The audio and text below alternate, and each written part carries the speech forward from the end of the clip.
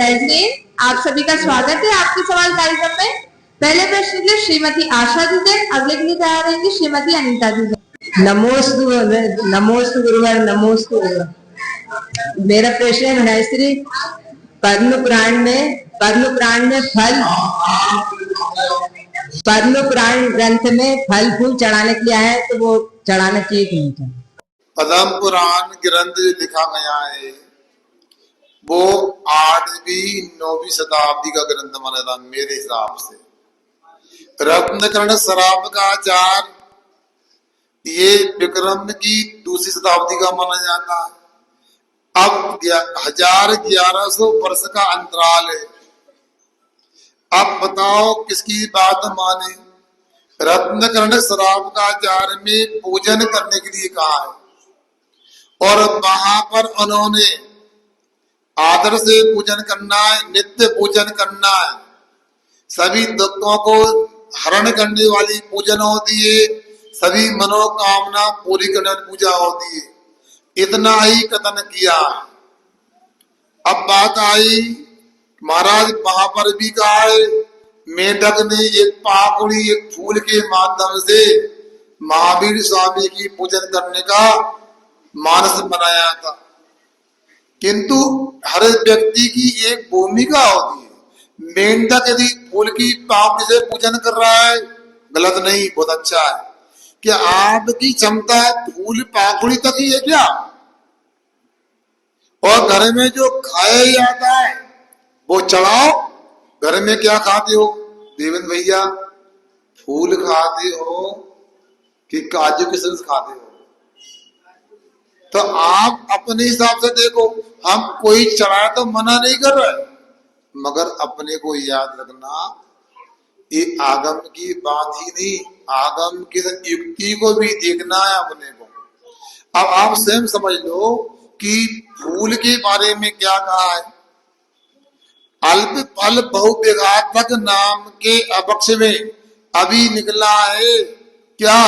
नवनीत निम्न कुसुम कई तक मतलब यहाँ पर नवनीत को, केतकी के फूल को, चमेली के फूल को, क्या नीम के फूल को और टीका कर बाकी फूल भी इसी में लेना चकार से, गेंदा के, गुलाब के, चमेली के, मालती के। जब वहां मना किया है तो यहाँ कैसे उपयोग करोगे? जब समझ स्वामी मना कर रहे हैं उपयोग करने के लिए, तो पूजा में उपयोग कैसे करोगे आप? जो खाने के लिए मना है तो चढ़ाने के लिए कैसे हो जाएगा? इसलिए वहां विवक्षा जो लगाई उसको देख करके, आगम की प्राचीनता को देखकर, युक्ति को देख करके भी अपने को अपनी क्रियाएं करना है। देखो फूल में, पुष्पासन में जीव तो निकलते हैं, है ना? इसलिए आपको विवेक से काम करना है। दोस्तों महाराज जी, मेरा प्रश्न है कि जिनदेशना सार ग्रंथ के कवर पे जो मटकी है और 4 योग है, उनका अर्थ क्या है?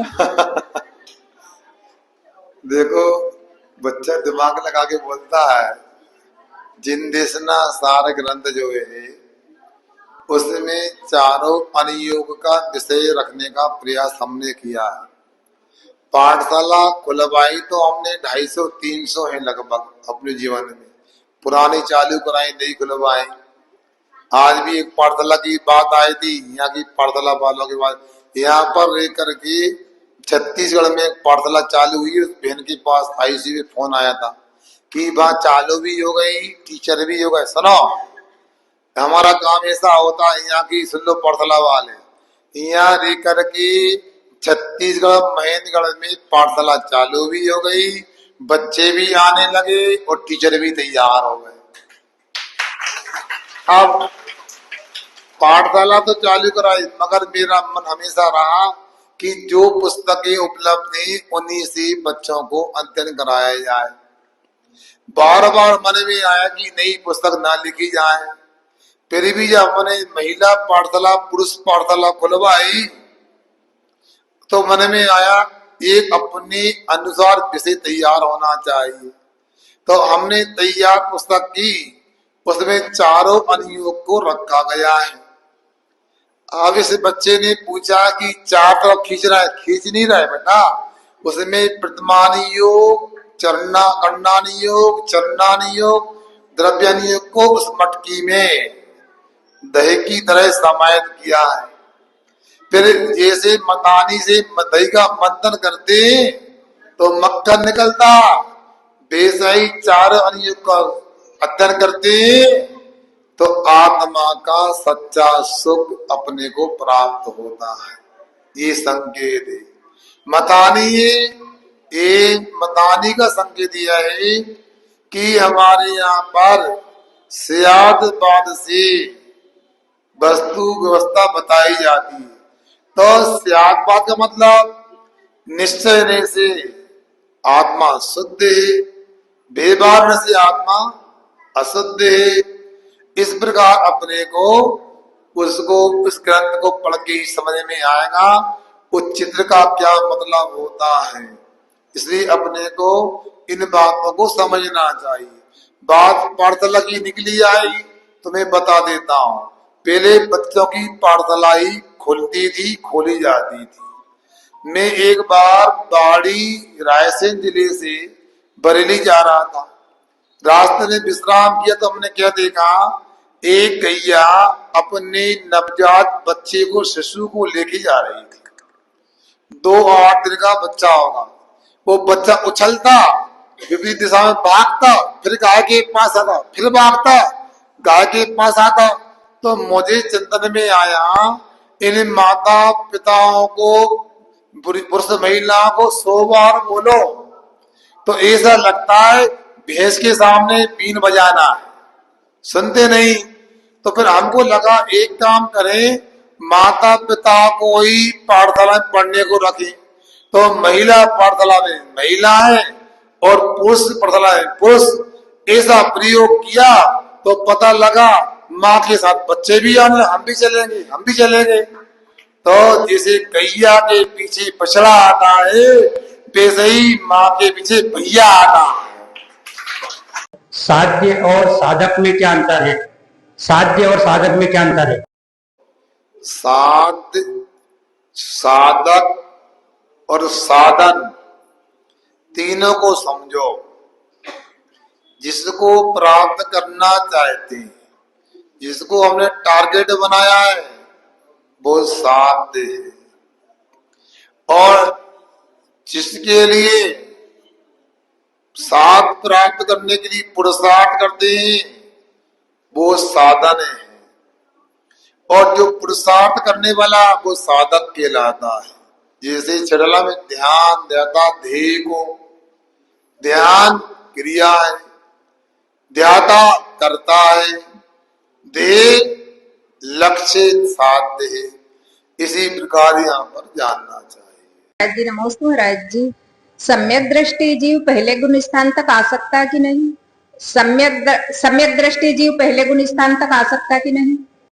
गुण स्थान का तो हिसाब वैसा ही जैसे आम के बुखार नापने का थर्मामीटर का हिसाब है। मैं पूछता हूं कि 105 बुखार वाला 98 पे आता कि नहीं आता? और जिसको 96 हो गया वो 102 पे पहुंचता कि नहीं पहुंचता? पहुंचता है ना। इसलिए सम्यक दृष्टि भी अपने सम्यक को छोड़कर मिथ्या दृष्टि हो सकता है। सम्यक दृष्टि अपनी वृद्धि करके केवल ज्ञानी भी हो सकता है। परिणामों की बात है, एक एक समय में पद्यां बदलते। सुनिए, एक राजा मुनि महाराज बन गए। पीयूष, एक राजा मुनि महाराज बन गए और तुम जैसे लोगों ने, तुम जो लोगों को पछती नहीं है ना बात है ना, तुम जैसे लोगों ने महाराज के बगल में कानाफूसी कर दी। ओ भैया, युद्ध हो रहा है बगल में। अब महाराज को विकल्प, मेरे लड़के को फिर राज दे के आया, वो हार न जाए, दुश्मन ने आक्रमण कर दिया और महाराज को कुछ नहीं, गुस्से में तीर कमान नहीं थे, यूं मुद्रा बन गई। देखो तो देखो, महाराज की ऐसी मुद्रा थी, ऐसी बन गई मुद्रा। और उसी व्यक्ति ने आके जाके पूछा कि भगवान से, उस जगह वो मुनि महाराज बैठे, वो कहाँ जाएंगी, उनके भाव क्या है?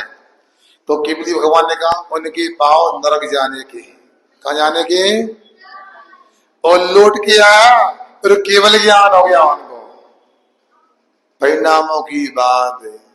इसलिए सम्यक दृष्टि भी मिथ्या दृष्टि हो जाता। यहाँ तक कि 11वें गुणस्थान के मुनि महाराज भी प्रथम गुणस्थान में आ सकते हैं, मगर प्रथम गुणस्थान के जीव केवल ज्ञान भी प्राप्त कर सकते हैं। आगम में कोई व्यवस्था जो है गलत नहीं, परिणामों से व्यवस्था बनती है।